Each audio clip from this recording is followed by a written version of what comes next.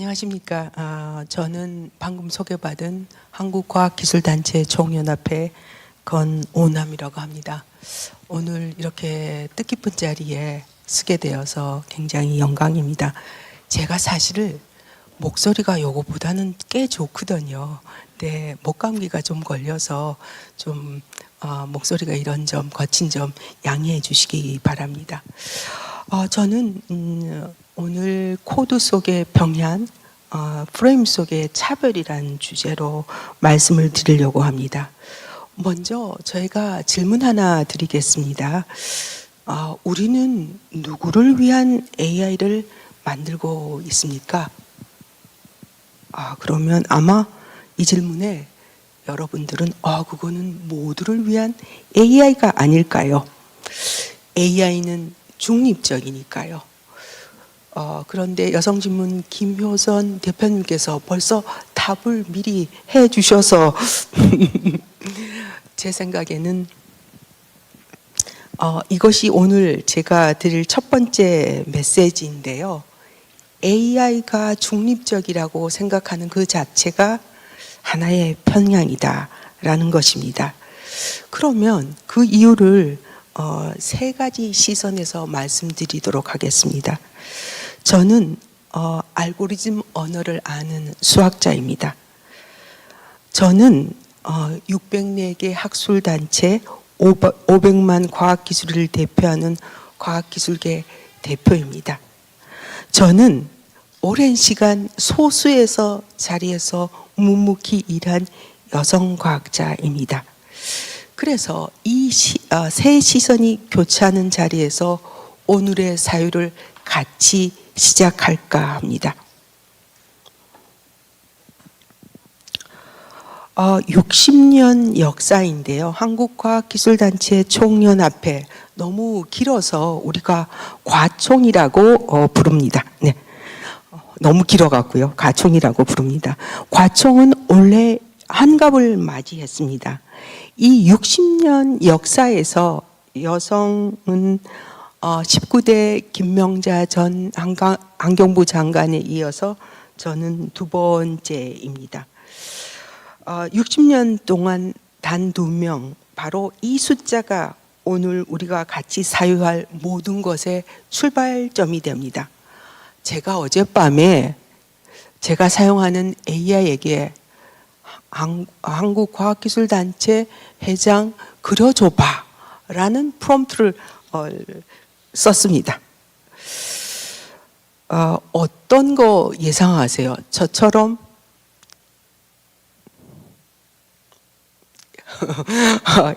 이런 분을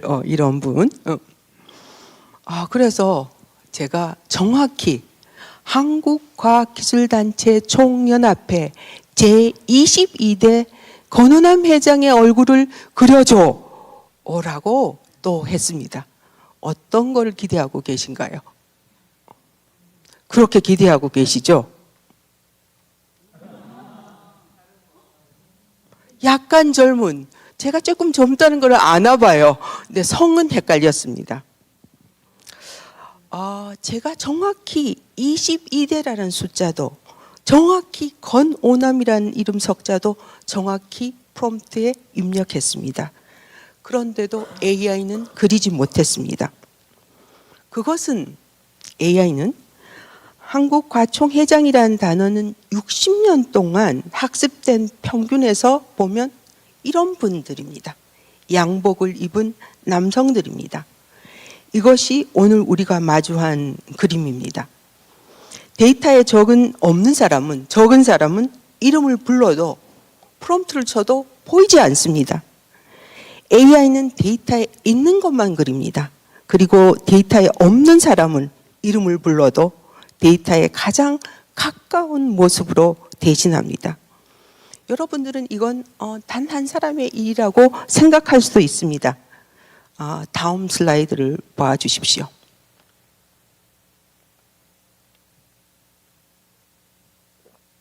이거 웬일이지? 하고 지금 이게 이런 웬 함수가 나왔을까? 걱정하지 않으셔도 됩니다. 제가 설명드리겠습니다. AI의 본질에 대한 식입니다. 수학적으로 표현하면 왼쪽에 있는 식입니다. D라는 데이터 위에서 가장 적게 틀리는 함수를 찾는 일, 그것이 바로 AI의 본질입니다. 그림으로 보면 오른쪽인데요. 학습 데이터에 고양이 사진이 충분히 많이 있으면 AI는 고양이를 잘 인식합니다. 그런데 호랑이를 한 번도 보지 않는 AI 모델은 호랑이를 만났을 때 무엇이라고 답을 할까요? 여러분 생각은 어떠세요? 난 몰라요. 그럴까요? 아닙니다. 굉장히 씩씩하게 말합니다. 고양이라고 말합니다. 그게 바로 할루시네이션의 한 예측이죠. 모른다고 말하지 않습니다. 가장 가까운, 평균에 가까운 답을 자신 있게 내놓습니다.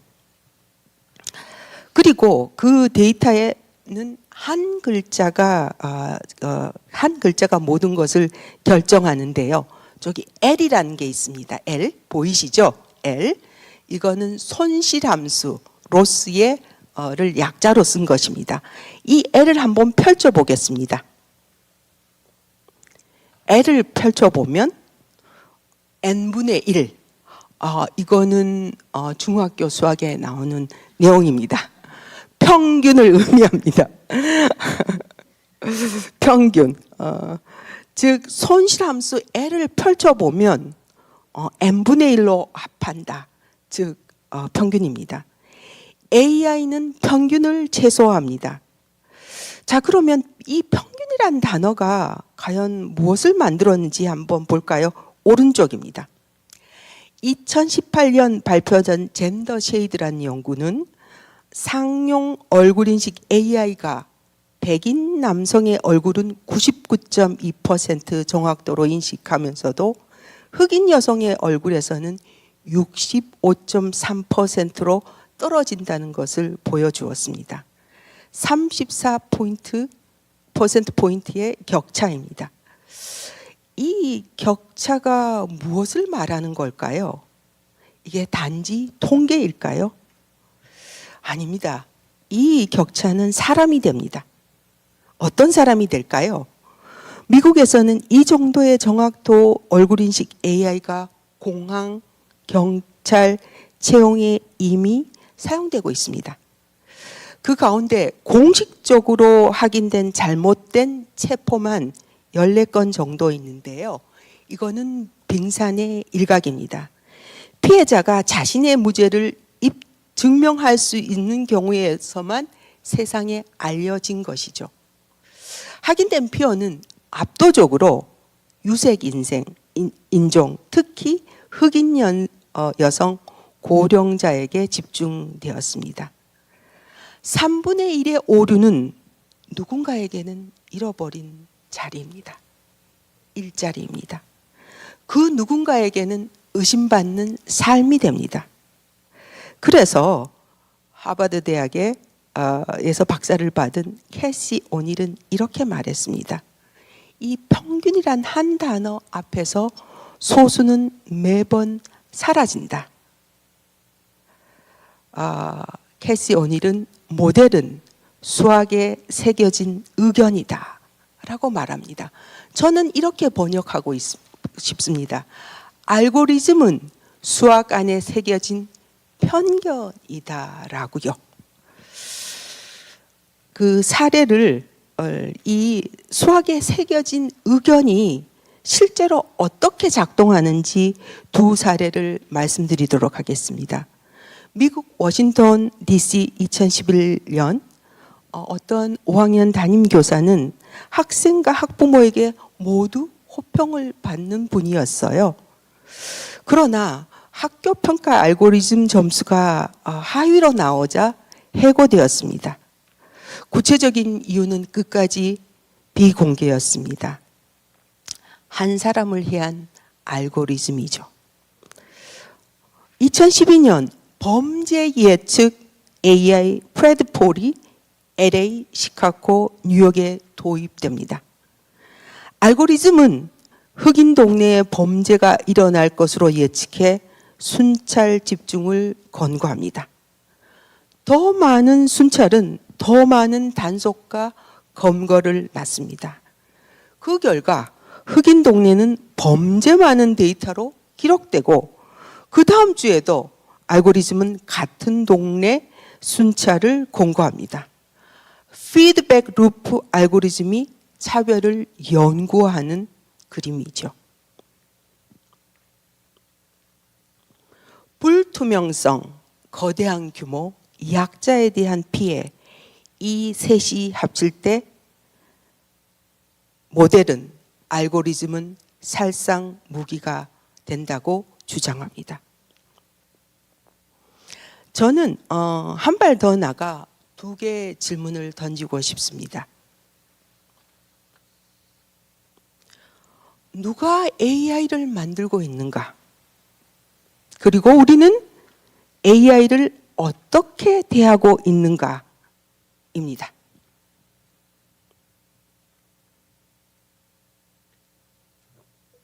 먼저 만드는 자리 살펴보겠습니다. 가기부에서 2024년도에 조사한 실태조사를 보면 AI 산업 종사자 중 여성은 약 15%입니다. 그런데 이 15%라는 것도 전 기획을 한다던가 개발, 운영, 마케팅 모두 합한 비율입니다. 그래서 개발자만 좁히면 훨씬 더 낮아집니다. 반도체와 디스플레이 분야의 여성 인력은 약 6.5%입니다. 이것이 바로 우리나라에서 AI를 만드는 데이터입니다. 그렇다면 그렇게 만들어진 AI를 우리는 어떻게 대하고 있을까요? 작년 12월 아일랜드와 독일 대학에서 공동으로 발표한 실험입니다. 오른쪽에 있는 그림입니다. 사람들에게 재수의 딜레마라는 게임을 한 실험입니다. 상대가 인간인지 AI인지 여성인지 남성인지 표시되었습니다. 세 가지 결과가 나왔습니다. 첫 번째는 사람들은 여성 AI를 더 많이 이용했습니다. 사실 제가 이용이란 단어를 라고 표현을 했지만 이용보다는 어쩌면 착취에 가까운 단어입니다. 두 번째로는 남성 AI는 더 많이 불신을 했습니다. 세 번째는 우리가 다 아는 개스할 수 있는 건데요. 어떤 내용이냐면 여성, 인간 여성, AI 여성이 있는데요. AI 여성을 사람들이 더 많이 이용 혹은 착취했다라는 것입니다. 여성 인간 앞에서 멈춰섰던 마지막 망설임이 AI 여성 앞에 풀어진 것이죠. 아마 제가 이 말씀을 들으면 이거 어디서 들어본 것 같은데 혹시 2021년도에 우리나라에 있었던 이루다 사태 같은 거는 아닐까라고 아마 상상을 하실 것 같습니다. 이것이 바로 우리의 그림입니다. 우리가 마주하는 그림. 기술을 설계하는 자리에는 여성이 줄고 기술과 마주하는 자리에는 여성이 다르게 대우받고 있다는 것입니다. 그러면 우리는 무엇을 할 수 있을까요?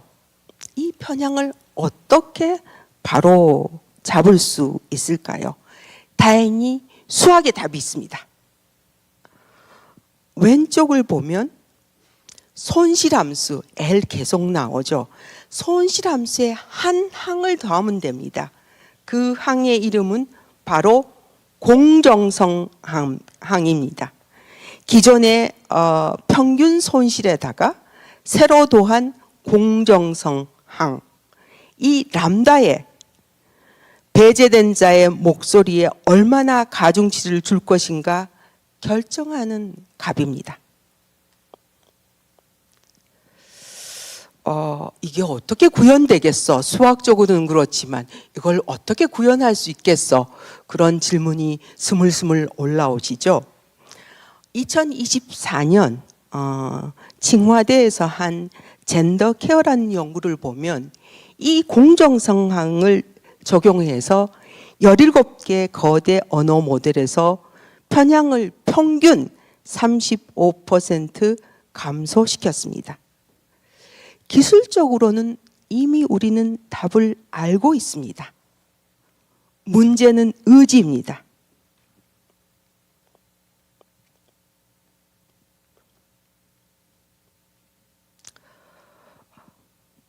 여기서 한 발자국 더 나가겠습니다. AI의 최종 결정은 이 닫혀있는 수학이 아닙니다. 마지막에는 함수 H라는 단계가 있습니다. Human in the loop라고 하죠. 저는 거기다 하나 더 추가했습니다. Human and institution in the loop. 사람과 제도가 함께 개입해야 될 자리. 바로 KBS 공영방송이 해야 될 자리라고 생각을 합니다. 세타 사람은 개별 전문가의 판단, 세타 제도는 우리가 합의한 원칙 혹은 규범, 개별 전문가가 아무리 뛰어나도 제도가 없으면 그 판단은 자기 책상 위에서 끝납니다. 제도가 아무리 정교해도 사람이 없으면 그 제도는 종이 위에서 끝납니다. 이것이 바로 곱셈의 힘입니다. 그래서 우리는 둘 다 필요합니다. 그리고 이 자리는 아마 이 제도를 우리가 어떻게 함께 만들 수 있을까 고민하는 자리로 알고 있습니다. 그렇다면 세타 제도의 자리에 KBS가 해야 될 4가지를 제가 제안을 드리겠습니다. 공영방송은 함수 H의 자리가 된다는 것은 과학적으로 개입한다는 일입니다.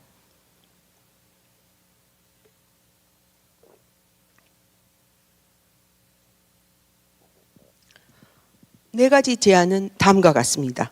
첫째, 데이터 단계의 검수자. 학습 데이터와 추천 데이터의 다양성을 점검하는 일. 누가 빠져 있는가를 묻는 일입니다. 두 번째, 학습 평가 단계에서의 검증자. 그룹별 정확도 격차를 정기적으로 측정하고 공개하는 일입니다. 백인 남성이 흑인 여성의 차이가 34%포인트 격차를 한국 맥락에서 우리도 정기적으로 측정해야 합니다.